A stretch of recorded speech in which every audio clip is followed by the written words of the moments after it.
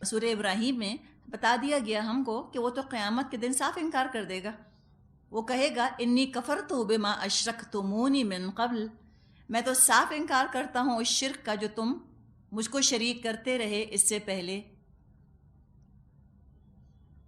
تو جنہوں نے بھی اللہ کے علاوہ کسی کو پکارا، دعا کی، شرک فی الدعا، یہ انتہائی اللہ کے غضب کو بھڑکانے والی چیز ہے.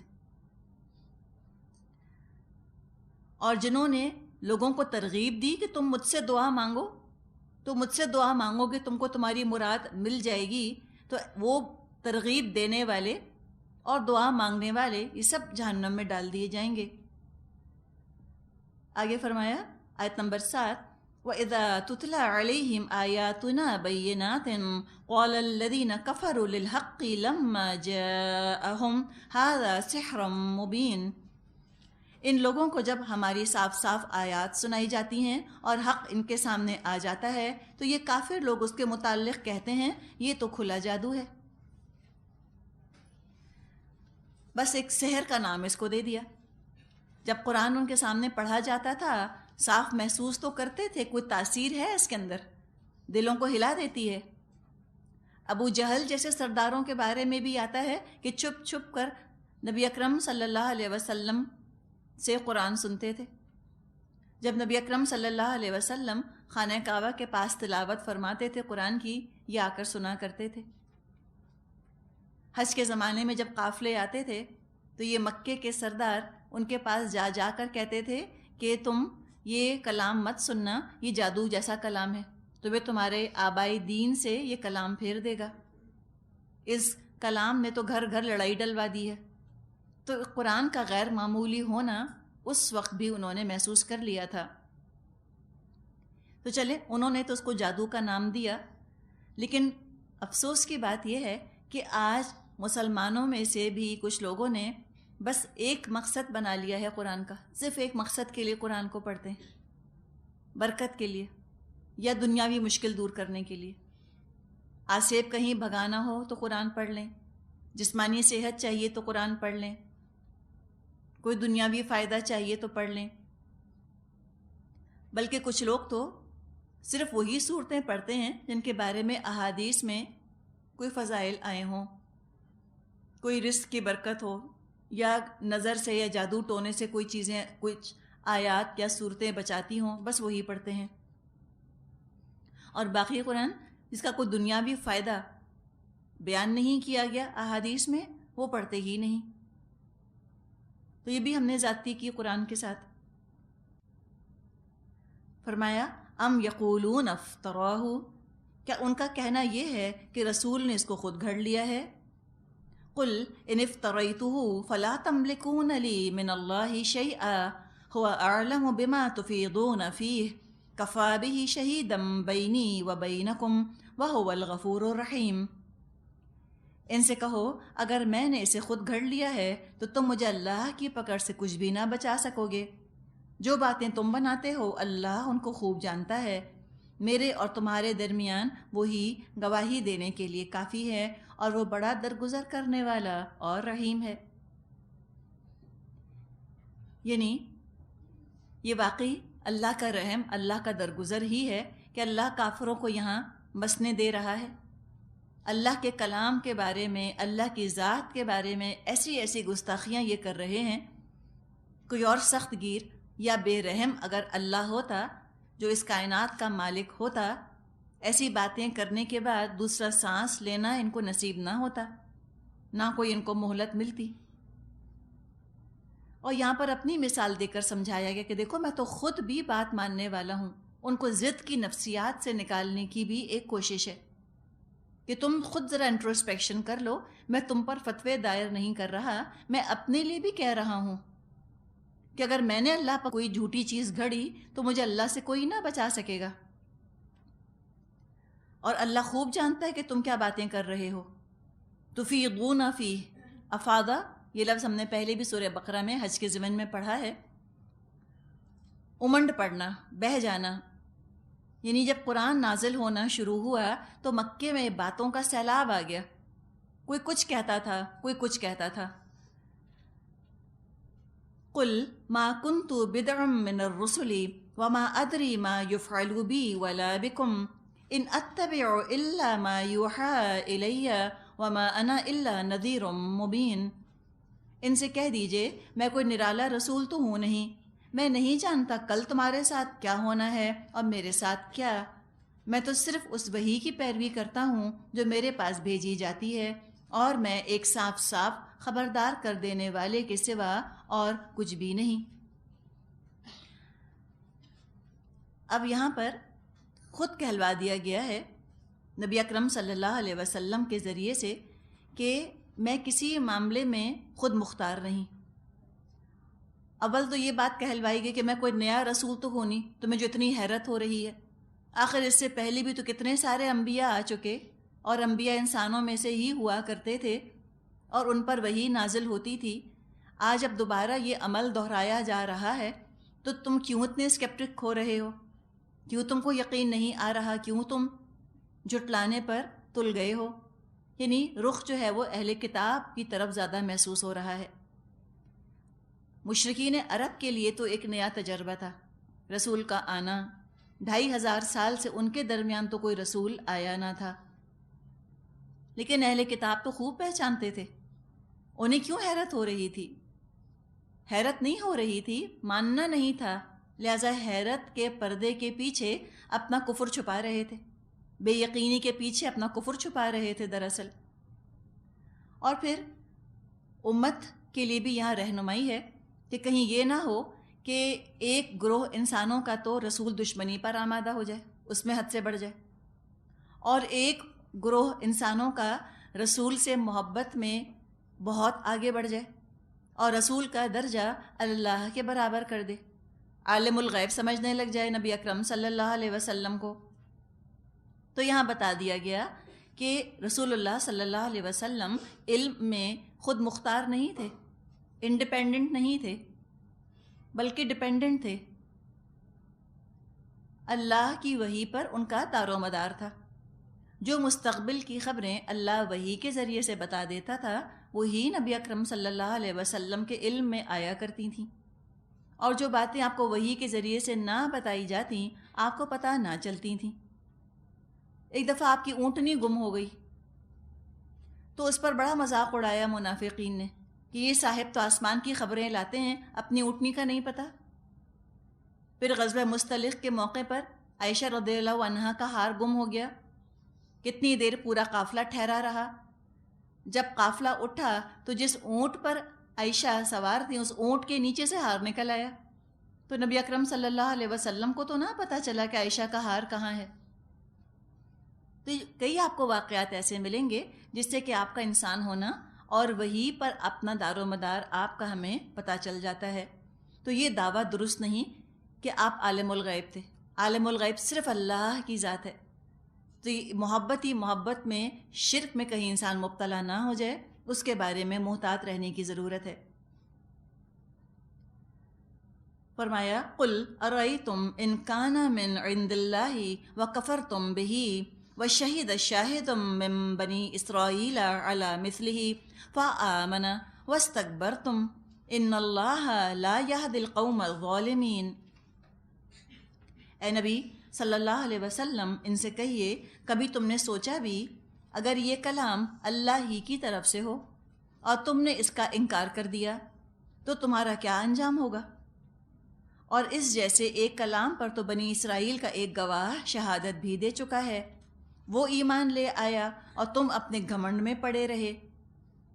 ایسے ظالموں کو اللہ ہدایت نہیں دیا کرتا۔ اب یہ شہد شاہدم من بنی اسرائیل، یہ کون ہستی ہے؟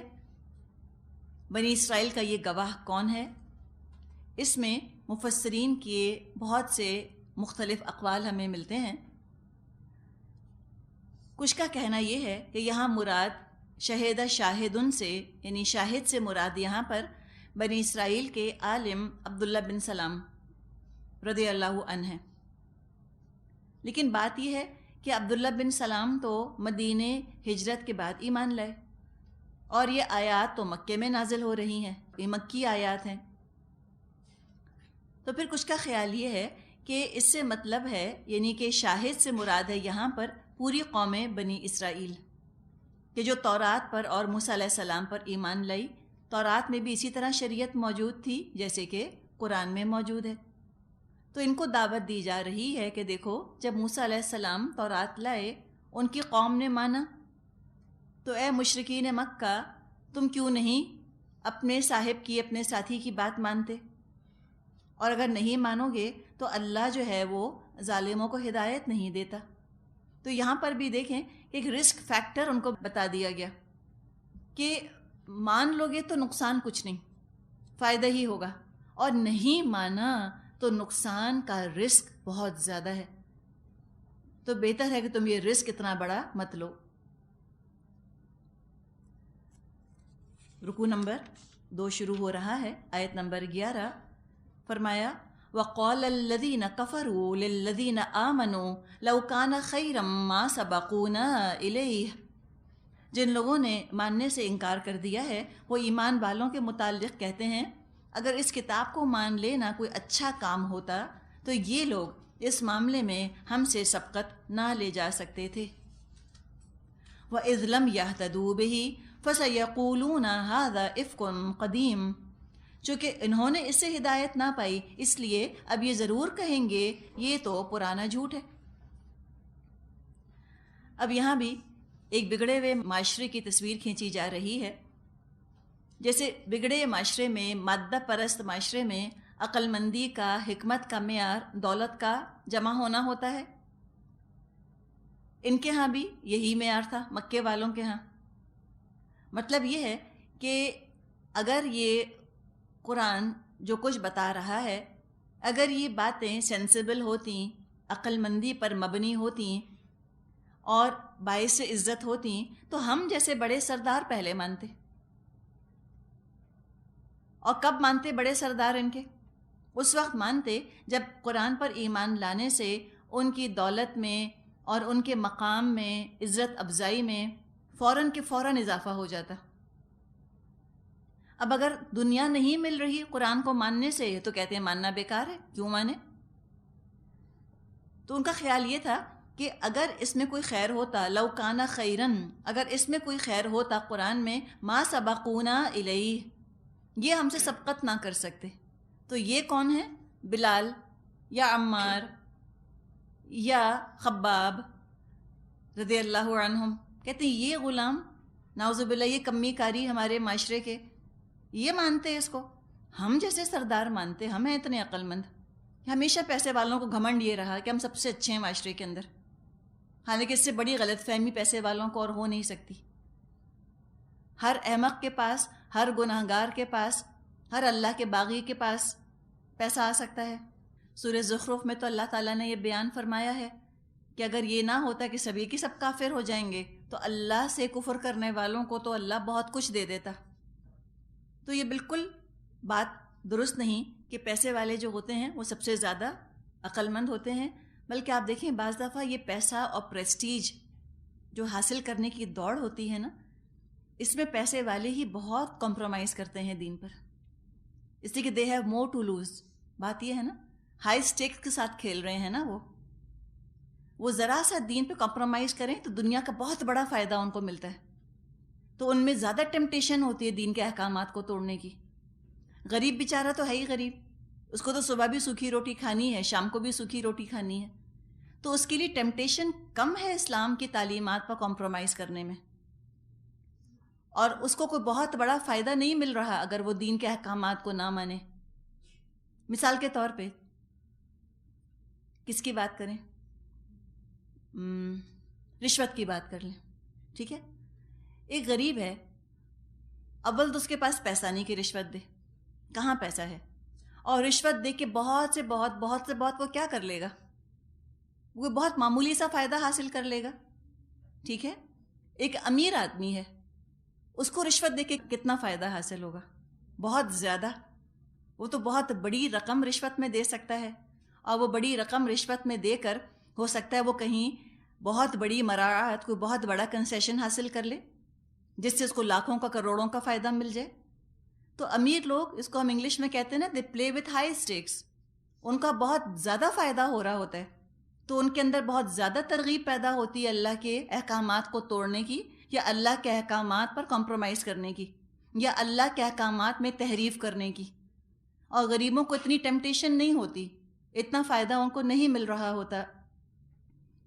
تو یہ اللہ تعالیٰ نے جن کو پیسہ دیا ہے وہ اس کے بارے میں بہت محتاط رہیں، اور وہ ڈیلے نہ کریں ہدایت کو کہ چلو آج کمپرومائز کر لیتے ہیں، آج تھوڑے سے اللہ کے احکامات کو توڑ لیتے ہیں، آج بس میرا یہ کام ہو جائے، اس کے بعد میں بہت اچھی ہو جاؤں گی، اس کے بعد میں بڑی نیک ہو جاؤں گی. کیا پتہ وہ نوبت ہی نہ آئے، اور اللہ تو دیکھ رہا ہے نا. اور ایسا آپ محسوس کریں گی معاشرے میں کہ جو دنیا حاصل کرنے کے لیے ہدایت کو ڈیلے کرتے رہتے ہیں، ایک وقت آتا ہے جب ان کے دل سے ہدایت کی طلب نکل جاتی ہے، دل ہی نہیں چاہتا. یہ وہ سمجھتے ہیں کہ ہم ایک وقت آئے گا کہ ہم نیک ہو جائیں گے. ایسا کرنے سے، یعنی کہ آخرت بیچ کر دنیا خریدنے سے، ایک وقت آ جاتا ہے کہ آخرت کی طلب ہی ختم ہو جاتی ہے. تو یہ بہت خطرناک ایٹیٹیوڈ ہے، مسلسل دین پر کمپرومائز کرنا دنیا کی خاطر. تو فرمایا کہ جب ان کو ہدایت نہ ملی، اور نہ ملی کیوں؟ ہدایت جب انہوں نے لینا نہ چاہی اس کتاب کے ذریعے سے، تو خود ہی کہہ دیا یہ تو کوئی جادو ہے، یہ تو کوئی بات اچھی ہے ہی نہیں. فرمایا آیت نمبر 12، وَمِن قَبْلِهِ كِتَابُ مُوسَى إِمَامًا وَرَحْمَةً وَهَذَا كِتَابٌ مُصَدِّقٌ لِسَانًا عَرَبِيًّا لِيُنذِرَ الَّذِينَ ظَلَمُوا وَبُشْرَىٰ لِلْمُحْسِنِينَ. حالانکہ اس سے پہلے موسیٰ علیہ السلام کی کتاب رہنما اور رحمت بن کر آ چکی ہے، اور یہ کتاب اس کی تصدیق کرنے والی زبان عربی میں آئی ہے تاکہ ظالموں کو خبردار کر دے اور نیک روش اختیار کرنے والوں کو بشارت دے دے. تو یہاں پر ان کے اس الزام کا جواب دیا جا رہا ہے کہ تم نے کیسے کہہ دی افکن قدیم، حالانکہ موسیٰ علیہ السلام بھی تو تورات لے کر آئے جو امام تھی اور جو رحمت تھی. لیکن اتنا گھمنڈ تھا اپنی عقل پر ان کو کہ جس بات کو ان کی عقل نے نہ مانا انہوں نے اس کو جھوٹ قرار دے دیا، اور اپنی ذہانت پر ایسا اعتماد تھا کہ دوسرے کی بات سنجیدگی سے سننے پر بھی تیار نہ تھے. تو قرآن کو نیا جھوٹ تو نہیں کہا انہوں نے، افکن جدید نہیں کہا، اس لیے کہ ہزاروں انبیاء پہلے یہی باتیں بیان کرتے آئے تھے. لہٰذا سارے پچھلے انبیاء کو بھی اپنی لپیٹ میں لے لیا، کہہ دیا یہ تو افکن قدیم ہے، پرانا جھوٹ. اسی لیے کہا جاتا ہے ایک رسول کا، ایک نبی کا انکار تمام انبیاء کے انکار کے برابر ہے. تو یہاں پر موسیٰ علیہ السلام پر جو کتاب نازل کی گئی تھی اس کا بھی مقصد بتایا کہ وہ تو امام بن کر آئی تھی، اپنے پیچھے چلانے آئی تھی لوگوں کو، اور انہی کے لیے پھر وہ رحمت بھی ہوتی ہے جو کہ اس کو امام بنا لیں. یعنی زندگی کا کنٹرول اللہ کی کتاب کے پاس ہو. اگر ہم زندگی کو ایک گاڑی سے تشبیہ دیں تو اللہ کا کلام، اللہ کی کتاب تو ڈرائیور ہوتی ہے، اس کے ہاتھ میں اسٹیئرنگ ہوتا ہے. جہاں اللہ کی کتاب زندگی کو موڑ دے، زندگی کو وہاں مڑ جانا چاہیے. اگر یہ حیثیت نہیں، اگر اللہ کی کتاب ڈرائیور نہیں، ان کنٹرول نہیں ہے ہماری زندگی کی، تو زبان سے چاہے کتنا احترام کریں، کتنی اس کتاب کی عزت کریں، وہ کتاب اللہ کی پھر اینٹیک کی طرح ہو جاتی ہے، پرائس لیس لیکن یوز لیس. اینٹیک ہے، گھر کے اندر رکھا ہوا ہے، ٹھیک ہے، بہت خوبصورت ہے، سجا ہوا ہے، بہت ہی پیارا لگتا ہے. اینٹیک نہیں بھی ہوگا تو زندگی پہ کیا فرق پڑے گا؟ کوئی فرق نہیں پڑے گا. تو آج ذرا ہم سوچیں تو، ہم مسلمان اپنے گھروں میں قرآن کو سجاتے تو ہیں، اگر آج قرآن نہ رہا ہمارے گھروں میں، ہماری زندگی میں کیا کمی آ جائے گی؟ کیا محسوس ہوگا؟ کچھ بھی نہ محسوس ہوگا. کتنے لوگوں کو تو انہیں کیا پتا کیا لکھا ہوا ہے. تو امام جب نہیں رہی کتاب تو وہ رحمت نہیں بنے گی. یہ ہم یاد رکھیں اس چیز کو. اور یہ کتاب تو خبردار کرنے آئی ہے، عربی زبان میں آئی ہے، ظالموں کو خبردار کر رہی ہے جو اس کی بات مانتے نہیں اور جو احسان کی روش اختیار کریں، ان کے لیے خوشخبری ہی خوشخبری ہے. ان الذين قالوا ربنا الله ثم استقاموا فلا خوف عليهم ولا هم يحزنون اولئک اصحاب الجنۃ خالدین فیہا جزاء بما کانوا یعملون، یقیناً جن لوگوں نے کہہ دیا اللہ ہی ہمارا رب ہے پھر اس پر جم گئے، ان کے لیے نہ خوف ہے نہ وہ غمگین ہوں گے، ایسے سب لوگ جنت میں جانے والے ہیں جہاں وہ ہمیشہ رہیں گے اپنے ان اعمال کے بدلے جو دنیا میں وہ کرتے رہے۔ تو یہ فلا خوف علیہم ولا ہم یحزنون، یہ تو واقعی ایسی حقیقت ہے کہ جس کا ثبوت ہمیں نبی اکرم صلی اللہ علیہ وسلم کی زندگی میں ملتا ہے۔ کہا کہ میرا رب اللہ ہے، میرا پالنے والا، میرا پروردگار، میرا پالنہار، میری تقدیر کا مالک، میرے نفع نقصان کو جاننے والا تو میرا رب ہے، اللہ ہے۔ توکل اللہ پر، جو میری زندگی میں واقعہ پیش آئے گا اس میں میری بہتری ہوگی یقیناً۔ دل انسان کا ٹھک جائے، دل انسان کا جم جائے، یہ ہے ایمان کا نقد انعام جو دنیا میں ملتا ہے۔ ایموشنل سٹیبلٹی، ای کیو، آج کل ای کیو کی بڑی بات کرتے ہیں، ایموشنل کوشنٹ۔ ایک تو آئی کیو ہوتا ہے نا، انٹیلیجنس کوشنٹ، وہ کہتے ہیں کہ آئی کیو بھی اہم ہے، ای کیو اور بھی زیادہ اہم ہے، کہ جذباتی طور پہ، نفسیاتی طور پہ انسان پرسکون ہو، اعتدال ہو اس کے اندر۔ تو یہ ایمان تو انسان کو ای کیو دیتا ہے، بیلنس کر دیتا ہے۔ کوئی بھی حالات وارد ہوں زندگی پر، کتنی بھی مشکلات آئیں، کتنے بھی صدمے پڑیں، انسان جو ہے وہ ڈپریشن کا شکار نہیں ہوتا، اس کے اعصاب جواب نہیں دے جاتے، شیٹر نہیں ہو جاتا۔ تو یہ دل کا جمع ہونا اور اپنی تقدیر پر راضی رہنا، یہ انسان کو پرسکون کر دیتا ہے۔ نہ کوئی خوف اندر آتا ہے، نہ غم جو ہے وہ زندگی کا کوئی مستقل دائمی حصہ بنتا ہے، نہ انسان نفسیاتی مریض بنتا ہے۔ اتنی بڑی چیز ہے ایمان کی طاقت، واقعی۔ کوئی مشکل پڑتی انسان کہتا ہے انا للہ و انا الیہ راجعون، ہم اللہ ہی کے تو ہیں، اللہ ہی کے پاس جانا ہے، 4 دن کی دنیا کا کیا غم کرنا۔ اور جب خوشیاں بھی آتی ہیں تو آپے سے باہر نہیں ہوتا۔ اور نبی اکرم صلی اللہ علیہ وسلم کی زندگی کو ہم دیکھ لیں، اتنے بڑے بڑے غم آپ پر پڑے، لیکن یہ نہ ہوا کہ بس آپ کے اعصاب نے جواب دے دیا ہو، نعوذ باللہ نعوذ باللہ، آپ ناکارہ ہو کے بس گھر میں بیٹھ گئے ہوں کہ بس اب میں کچھ نہیں کر سکتا، اب مجھ سے کچھ نہیں ہوتا۔ تو یہ تو ایمان کا نقد فائدہ ہوتا ہے۔ ہر چیز میں انسان کو خیر اور بہتری نظر آتی ہے، اس لیے کہ رب کی طرف سے آئی ہے تو لہٰذا اچھی ہی ہوگی۔ تو یہی لوگ ہیں صبر کرنے والے جو کہ جنت میں جائیں گے، ہمیشہ اس میں رہیں گے۔ اور کیا ان کی خوبی تھی؟ راضی برضائے رب، یہ تو اللہ کی رضا پر راضی رہنے والے لوگ تھے۔ استقامت، کچھ چلا جائے دین نہ جائے، ہاں غم پڑتا ہے انسان کے اوپر، آنکھ روتی ہے لیکن دل نہیں روتا۔ آپ نے ایسے لوگ دیکھیں کہ جن کی آنکھیں نہیں روتی اور جن کے چہرے ہنستے ہیں، ان کے دل رو رہے ہوتے ہیں۔ انسانوں کی اکثریت کو تو خیر ہم کیا کہیں، لیکن بہت سے لوگ اس کیفیت میں ہیں نا، ان کے دل اتنے دکھی ہیں، اتنے ان کے دل جو ہیں وہ غمگین ہیں، بیچاروں کے چہروں پر نقلی مسکراہٹیں سجی ہوئی ہیں۔ اور آپ ایسے لوگوں کو دیکھیں گے کہ ہاں ان کی آنکھ روتی ہے لیکن دل نہیں روتے، دل ان کے بالکل مطمئن، بالکل ٹھکے ہوئے دین کے اوپر، الحمدللہ۔ تو یہ ہے ایمان کا نقد فائدہ۔ اولئک اصحاب الجنۃ خالدین فیہا جزاء بما کانوا یعملون، ایسے سب لوگ جنت میں جانے والے ہیں جہاں وہ ہمیشہ رہیں گے اپنے ان اعمال کے بدلے جو وہ دنیا میں کرتے رہے ہیں۔ اب آگے کچھ والدین کا ذکر آ رہا ہے۔ فرمایا وَوَصَّيْنَا الْإِنسَانَ بِوَالِدَيْهِ إِحْسَانًا حَمَلَتْهُ أُمُّهُ كُرْهًا وَوَضَعَتْهُ كُرْهًا وَحَمْلُهُ وَفِصَالُهُ 30 شهرًا۔ ہم نے انسان کو ہدایت کی کہ وہ اپنے والدین کے ساتھ نیک برتاؤ کرے۔ اس کی ماں نے مشقت اٹھا کر اس کو پیٹ میں رکھا اور مشقت اٹھا کر ہی اس کو جنا، اور اس کے حمل اور دودھ چھڑانے میں 30 مہینے لگ گئے۔ وصینا، وصیت کا مطلب ہوتا ہے اہم حکم، اور وصیت سے مراد یہ بھی ہو سکتی ہے کہ فطرت میں اس بات کا احساس موجود ہے کہ ماں باپ سے نیک سلوک انسان کو کرنا چاہیے۔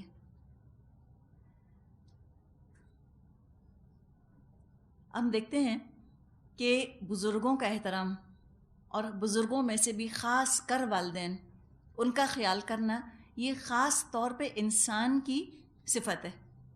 مخلوق تو اور بھی بہت بس رہی ہے، لیکن باقی جانور تو والدین کا احترام نہیں کرتے۔ باقی جانور اولاد کا خیال ضرور کرتے ہیں، اس لیے کہ یہ ایک جبلت ہے نا، اینیمل انسٹنکٹ ہے کہ اپنی پروجینی کا خیال کرے انسان، اس لیے کہ پرزرویشن آف اسپیشیز اللہ تعالیٰ نے ڈالا ہے جانداروں کے اندر کہ اپنی بقائے نسل کا وہ خیال کریں۔ لیکن والدین کا تو خیال جانوروں میں نہیں ہوتا، الا ماشاء اللہ چند آپ کو ایسے جانوروں کے معاشرے ملیں گے جہاں بزرگوں کا احترام ہے۔ مثال کے طور پہ ہاتھیوں کیا ہوتا ہے، ایک انہوں نے مشاہدہ کیا، جو ان کے یہاں ہوتے ہیں نا، جو پارکس بناتے ہیں وہ لوگ اس کو پروٹیکٹڈ پراپرٹی بناتے ہیں، وہاں کچھ ہاتھی تھے، جب وہ ہاتھی ٹین ایج میں آئے تو بالکل ہی جنگلی ہو گئے، بالکل جانوروں جیسی حرکتیں کرنے لگے، مطلب بلا وجہ دوسروں کو مارتے تھے اور بلا وجہ وہ درختوں کو ٹرمپل کر دیا کرتے تھے، وائلڈ ہو گئے بالکل۔ انہوں نے سوچا کہ کیا ہوا ان کو، پتہ چلا کہ یہاں پر جو ہیں وہ نر ہاتھی موجود نہیں بڑی عمر کے، تو کسی اور زو سے یا کسی اور جنگل سے پھر میل ایلیفنٹس بلائے گئے، اور جب وہ میل ایلیفنٹ آ گئے اس کے بعد وہ سارے ٹین ایجرز درست ہو گئے۔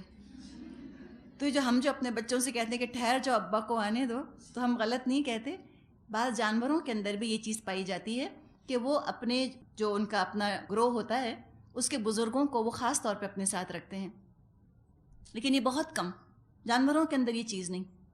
انسان کے اندر یہ چیز پائی جاتی ہے کہ وہ اپنی اولاد کا بھی خیال کرتے ہیں اور اپنے والدین کا بھی، ہمیشہ سے ہوتا چلا آیا۔ یہ تو عجیب بات ہے، جیسے دیکھیں کہ کسی کے والدین موجود ہوں اور اس کا بچہ یتیم خانے میں پرورش پا رہا ہو، ہم کیا کہیں گے ایسے والدین کو؟ ہم کہیں گے بے حس بے رحم، یہ تو انسان کہلانے کے قابل نہیں، اپنے بچے کو اپنے پاس نہیں رکھ رہے، یتیم خانے میں ڈال دیا، کسی اور کے حوالے کر دیا، غیروں کے حوالے۔ بالکل جیسی یہ حیرت کی بات ہے، ایسی یہ بھی حیرت کی بات ہے کہ اولاد کے ہوتے ہوئے والدین اولڈ ہوم میں، اتنی بے حسی، اتنی بے حسی، اور اس معاشرے کی تعریف کرتے کرتے ہماری زبانیں نہیں تھکتی۔ ہم کیا دیکھتے ہیں؟ ونیئر، اوپر سے ایک لیئر دیکھتے ہیں نا، کہ وہ تھینک یو کہتے ہیں اور وہ لائن بناتے ہیں اور وہ دھکا نہیں دیتے اور وہ عورتوں کو نہیں گھورتے۔ ہم کہتے ہیں دیکھو کتنے شریف ہیں، کتنے اچھے انسان۔ انسانیت اگر دیکھنی ہے تو تعلقات دیکھیں نا، رحمی رشتے ہیں دراصل انسانیت کا معیار، کہ رحمی رشتوں کو کتنا نبھایا گیا۔ کتوں کی قبروں پر بیٹھ کے روئیں گے اور اماں اولڈ ہوم میں مر گئیں تو اس کا کچھ پتہ ہی نہیں۔ کتوں کے تو اولڈ ہوم نہیں ملیں گے آپ کو، ملے وہاں پہ؟ دیکھیں آپ نے کبھی کتوں کے اولڈ ہومز؟ نہیں۔ یا بلیوں کے؟ نہیں، وہ تو سینے سے لگا کے رکھیں گے۔ اگر بلی بیمار ہو جائے گی تو گود میں اٹھا کے لے کے جائیں گے ڈاکٹر کے یہاں، اور اگر ماں کھانس رہی ہو تو یہ کیا کھانسی ہوتی رہتی، ٹھنڈا پانی پینا چھوڑ دیں آپ۔ یہ انداز والدین کے ساتھ، تو جانوروں کی جس معاشرے میں زیادہ قدر ہو، اس کا مطلب ہے کہ شاید ابھی وہ جانوروں سے زیادہ قریب ہیں انسانوں کے مقابلے میں۔ اللہ تعالیٰ نے تو انسان کو وصیت کر دی، یعنی اپنی کتابوں میں بھی اور انسان کی فطرت کے اندر ودیت کر دی یہ چیز کہ اپنے والدین کا تم کو خیال رکھنا ہے، احساناً، اچھا سلوک کرنا ہے والدین کے ساتھ۔ سورہ نساء میں، سورہ بنی اسرائیل میں، سورہ لقمان میں، سورہ عنکبوت میں کتنی اس کی تاکید آئی ہے، اور پھر ہم یہاں پڑھ رہے ہیں سورۃ الاحقاف میں، تفصیل سے ہم اس پر بات کر چکے ہیں سورہ بنی اسرائیل کے ضمن میں۔ بے شمار احادیث آپ کو اس موضوع پر ملیں گی۔ بڑا ہی بدقسمت وہ شخص جس نے اپنے والدین کو بڑھاپے کی حالت میں پایا اور ان کی خدمت کر کے وہ جنت حاصل نہ کر سکا۔ تو جنت کے راستے کی سمجھیں کہ روشنی ہے والدین کی دعائیں اور والدین کے ساتھ حسن سلوک کرنا۔ اور والدین میں بھی آپ دیکھیں خاص احساس دلایا جا رہا ہے ماں کا۔ حملتہ امہ کرہن، اس کی ماں نے اس کو اٹھایا دشواری کے ساتھ۔ حمل اٹھانا، پریگننسی گزارنا، یہ بھی مشکل کام ہے، اٹھنا بیٹھنا مشکل ہو جاتا ہے۔ بعض دفعہ جب پریگننسی ایڈوانس ہوتی ہے تو ماں سو نہیں سکتی، کروٹ نہیں لے سکتی، اٹھنا بیٹھنا اس کا مشکل ہوتا ہے۔